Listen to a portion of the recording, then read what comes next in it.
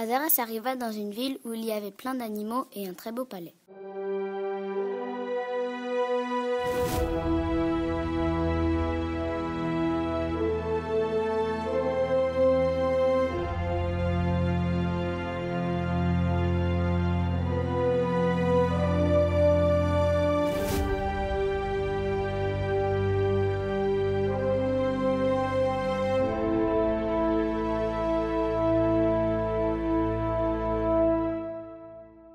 Il passa par une forêt étrange avec ses hommes.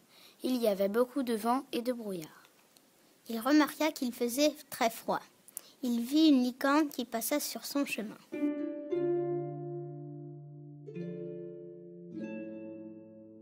Un loup sortit d'un buisson et Azarès dut se défendre.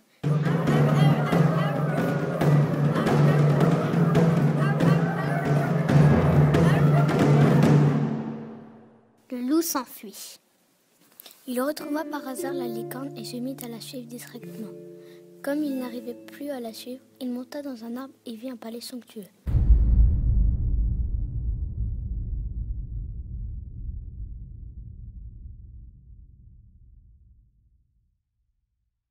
Dans l'arbre, il trouva un nid d'oiseau et attendit qu'il vienne.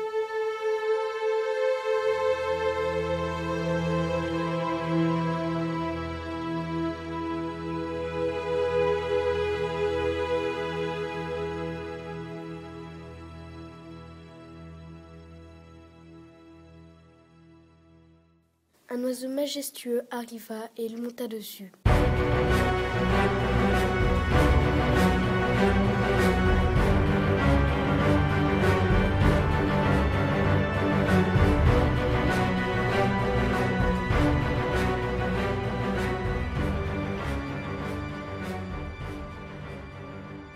L'oiseau l'emmena au-dessus du palais.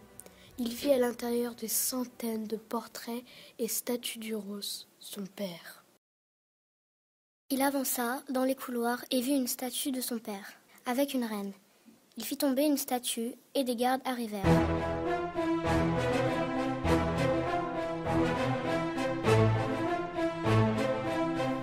Ils l'emmenèrent à la reine, la plus cruelle du pays. Il lui demanda qui elle était.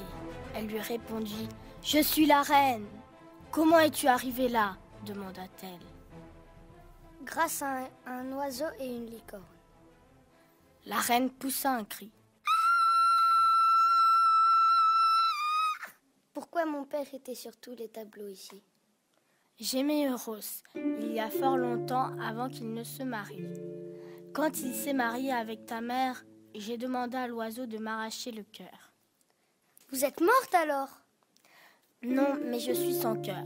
Et depuis, mon pays est à mon image, sombre, froid et glacial. Azarès réfléchit. Que peut-on faire pour que ce pays redevienne paisible ? Va chercher la licorne. Avec elle, j'aurai le pouvoir de tout recommencer. Pourquoi ne le faites-vous pas vous-même ? Parce qu'elle me fuit sans cesse. Jamais je n'ai pu l'approcher. Toi, tu le pourras. Azarès partit à sa recherche. Il erra dans les forêts et la trouva. Elle se laissa approcher. Viens avec moi, licorne. La reine veut te parler. La licorne recula et sembla dire non. Fais-moi confiance, dit-il. Elle le suivit jusqu'au palais.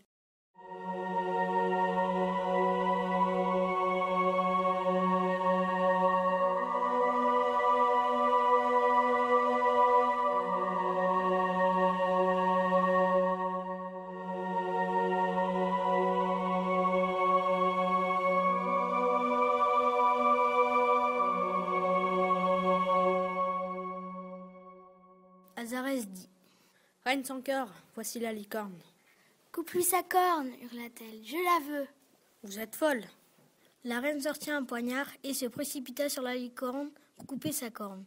Azarès sortit son épée et l'arrêta.